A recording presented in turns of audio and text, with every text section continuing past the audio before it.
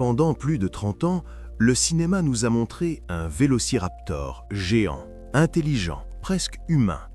Dans Jurassic Park, il mesure près de 2 mètres, chasse en meute et ouvre des portes. Mais ce vélociraptor n'a jamais existé. Ce que les films appellent vélociraptor est en réalité inspiré d'un autre dinosaure. Le véritable vélociraptor vivait il y a environ 75 millions d'années en Asie centrale. Il mesurait environ 2 mètres de long, mais seulement 50 à 60 cm de haut pour un poids proche de 15 kg. En réalité, il était plus petit qu'un humain, mais plus rapide et plus agile. Les fossiles montrent clairement que le vélociraptor était recouvert de plumes. Des marques d'attache de plumes ont été retrouvées sur ses os.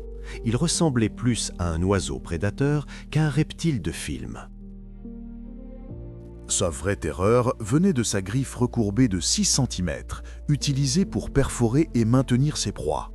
Il sautait, s'agrippait, lacérait, puis attendait que la proie se vide de son sang. Une technique proche de celle des rapaces modernes. Oui, mais pas comme dans les films. Son cerveau était proportionnellement plus développé que chez beaucoup de dinosaures. Il ne parlait pas, n'ouvrait pas de porte, mais il savait observer, anticiper et frapper au bon moment. Aucune preuve scientifique solide ne confirme une chasse organisée en groupe. Il est plus probable que le vélociraptor chassait seul ou en opportuniste. Le mythe de la meute est une invention du cinéma. Un prédateur, silencieux, rapide, couvert de plumes, armé de griffes, intelligent.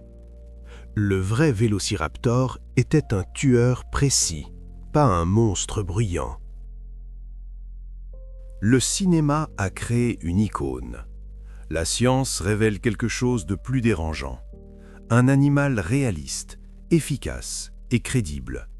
Et parfois, la réalité est bien plus effrayante que la fiction.